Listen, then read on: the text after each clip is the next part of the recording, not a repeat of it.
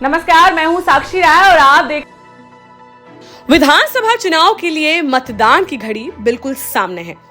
तीसरे चरण के मतदान के लिए पोलिंग पार्टियां और प्रशासन पूरी तरह से तैयार है।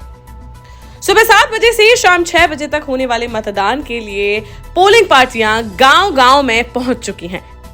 इन सब के बीच जो सबसे महत्वपूर्ण मुद्दा है वह यह है कि आप जो मतदान करने जा रहे हैं वह किसी भी प्रकार के किसी लोभ में, लालच में या किसी के दबाव में तो नहीं कर रहे हैं। क्योंकि अगर आप ऐसा कर रहे हैं तो यह मान लीजिए कि आप अपने बच्चों के और अपने गांव क्षेत्र के भविष्य को दांव पर लगाने जा रहे हैं। हमें पक्की खबरें मिली हैं कि 18 फरवरी को तीसरे चरण का चुनाव प्रचार बंद होने के बाद भी मऊरानीपुर के और क्षेत्र के कई मंदिरों में और कई समाज की धर्मशालाओं में दर्जनों लोगों की बैठकें हुई हैं, जिसमें मऊरानीपुर क्षेत्र में करोड़ों रुपए खर्च करके चुनाव लड़ रहे अपना दल के प्रत्याशी के परिवारजनों और समर्थकों ने भाग लिया है। इन बैठकों में मंदिरों को और समाज को लाखों रुपए निर्माण के लिए और धार्मिक कार्यक्रमों के लिए चंदा देने का काम किया गया है। कई दिनों से यह काम चल रहा है, लेकिन चुनाव के अंतिम 2-3 दिनों में प्रत्याशी की हालत पतली देखते हुए नोटों की थैलियों का मुंह खोल दिए जाने की खबरें हैं। गांव-गांव में वोटों के ठेकेदारों को लाखों रुपए भिजवाया गया है। शराब की पेटियां भेजी गई हैं।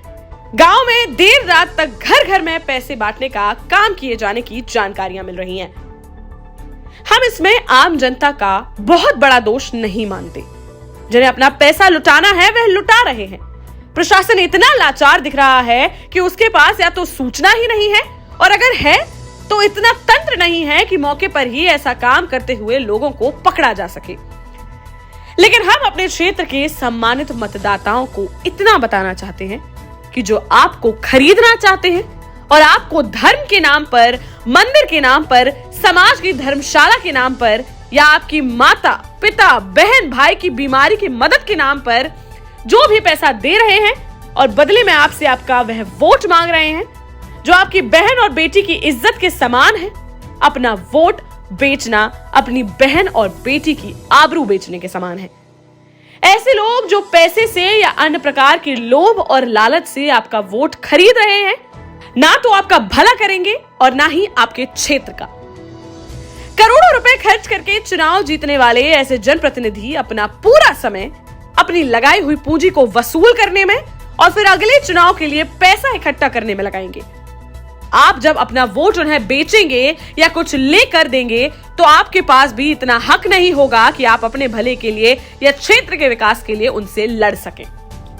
ऐसे में मेरी अपील है आपसे कि अपना वोट अपनी बहन और बेटी की आबरू से भी ज्यादा कीमती और पवित्र मानकर उस प्रत्याशी को दें जो आपके क्षेत्र का विकास कर सके और उसके विधायक बनने से किसी भी तरह से अपराधियों को, आतंकियों को बढ़ावा ना मिले।